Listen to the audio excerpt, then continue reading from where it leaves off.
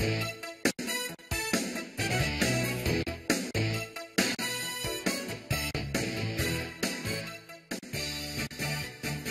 that's where we're keeping our focus this morning, a renewed call for restructuring and looking at all sides of the angle vis-a-vis the president's speech on New Year's Day. And to help us unravel that, Govt Uwazurike, former president, Akai Kenga, is a legal practitioner as well. I want to thank you so much indeed for coming on Sunrise Daily. Thank you very much. Leading up to this time, we've had you seated just right where you are, and when the call for restructuring was at its peak.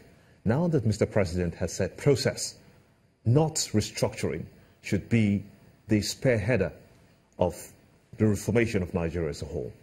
What do you make of Mr. President's statement?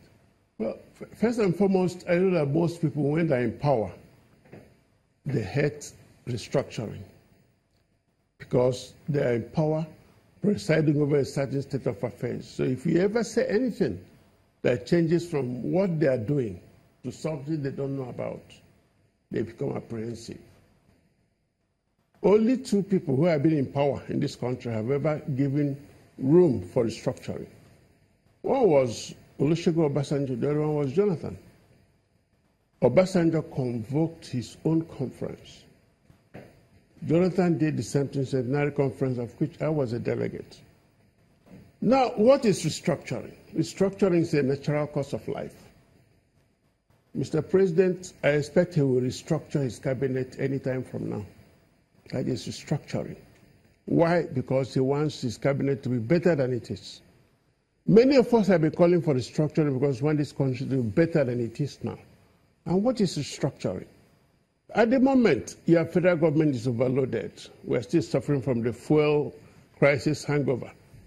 In some states, hangover, yes. In others, it is a way of life. We say restructuring. When you restructure the way fuel business is done in this country, things will change. But the one that resonates any day is restructuring of the power structure. What do we mean by that? We have no problem with presidential system. Remember, when Obasanjo was there in 1977, they had to have a national conference, called Constituent Assembly. That was restructuring. That gave rise to the presidential system of government. So for most of us calling for restructuring, what are we saying? That there has to be devolution of powers.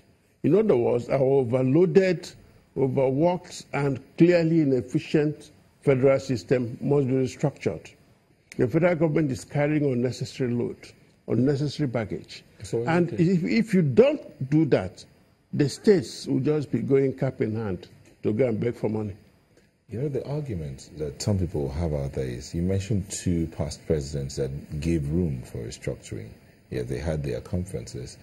And at the end of the day, they did not even implement the recommendations from their conferences. So why would you expect another government to even begin to look at that? I will give you the straightforward answer. Government is a continuum. The 2014 conference, the report was submitted a few months before election. So there was really no room whatsoever to change. What are you going to change? We call for more states. We call for states to be collapsed into one another if they loved. We call for abolition of local governments. We call for state police. There was no way we could have done that just a couple of months before election. In the first place, some people were suspecting Jonathan of having an agenda that will elongate him, which was not so. Obasanjo's own was there. The suspicion was that he was trying to put himself for a third term.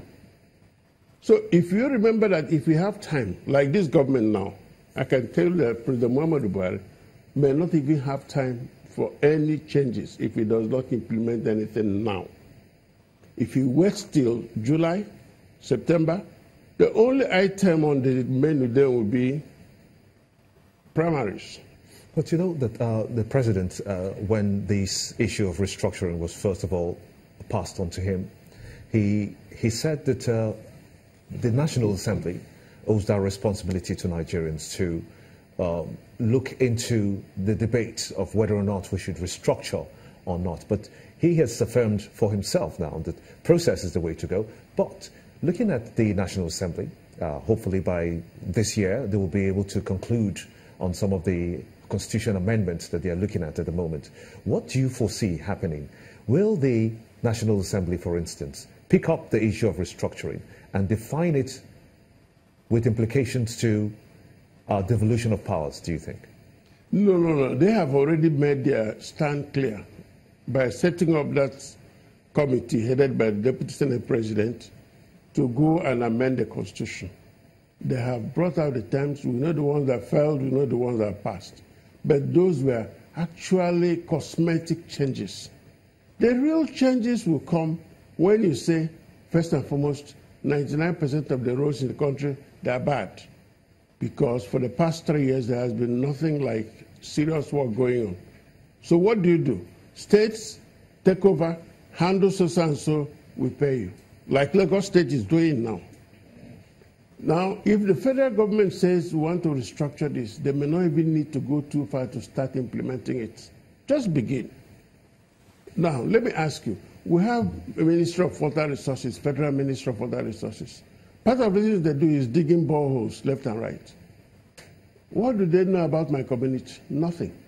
But somebody is in Abuja in charge of boreholes. But I thought they have representatives in just about every other state. Ministries really don't have representatives. Let me just shock you a little. The whole Southeast cannot talk of any federal government parastatal that has its headquarters there, apart from Imo River Basin. And then, of course, the Agric in Umuahia. None. So when you talk of somebody sitting there in Abuja, he knows next to nothing. And now, what we're saying is that the man from Monguno will feel more comfortable when the government out there knows that he needs borehole, and then they will face it. As it is today, most state governments are on a jamboree.